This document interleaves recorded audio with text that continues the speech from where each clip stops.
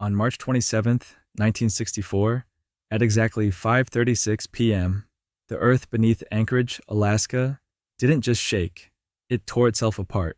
For 4.5 agonizing minutes, a 9.2 magnitude earthquake lifted streets, swallowed buildings whole, and severed every single wire connecting Alaska to the outside world. No phones, no power, total, terrifying silence. If you look up the history of that day, you will inevitably hear about one woman, Genie Chance, a part-time radio reporter who rushed to a temporary microphone and broadcasted for nearly 3 days straight. History remembers her as a heroic, comforting voice. But what history often leaves out is how she did it, the fierce resistance she faced just to be in that room, and how a working mother of three fundamentally reinvented the way humanity handles communication during a catastrophe. To understand what Genie did, you have to understand who she was before the ground shook. Genie Chance wasn't an established anchor. In 1964, broadcast journalism was aggressively a man's world. Genie was a Texan transplant, a mother, and a part-time writer juggling a dozen different hats, just to get her voice on the air at KENI radio. When the quake hit, she didn't wait for permission. She drove her mangled car through shifting streets straight to the Anchorage Public Safety Building. Here's the part people don't know. When she arrived, the authorities didn't look at her like a savior. They looked at her as a nuisance. In the middle of an unprecedented military and civil lockdown, a woman with a microphone was seen as a distraction. But Genie had something the police chief and the military commanders didn't have: an absolute, unshakable understanding of human psychology.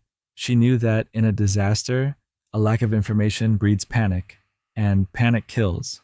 She essentially commandeered a desk, hooked up a line to the station's surviving transmitter, and forced her way into the center of command.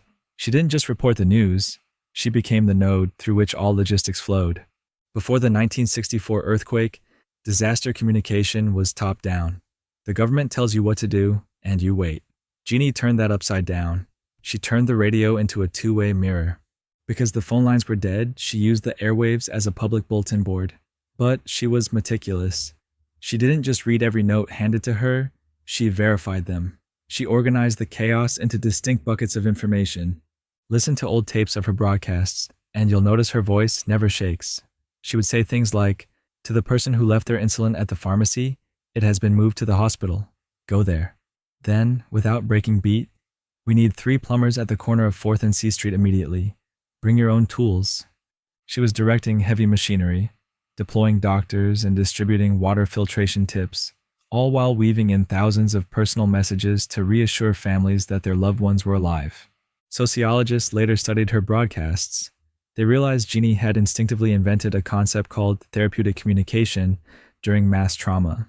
By giving citizens actionable, small tasks, like telling a grocery store owner how to safely distribute milk, or telling neighbors to check on each other, she gave a traumatized population their agency back. She stopped a mass panic before it could even start.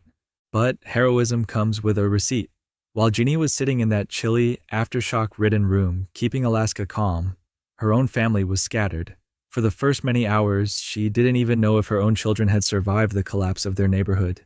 She had to put her maternal terror into a box, tape it shut, and speak to a wounded city instead. And how did the network reward her when the dust settled?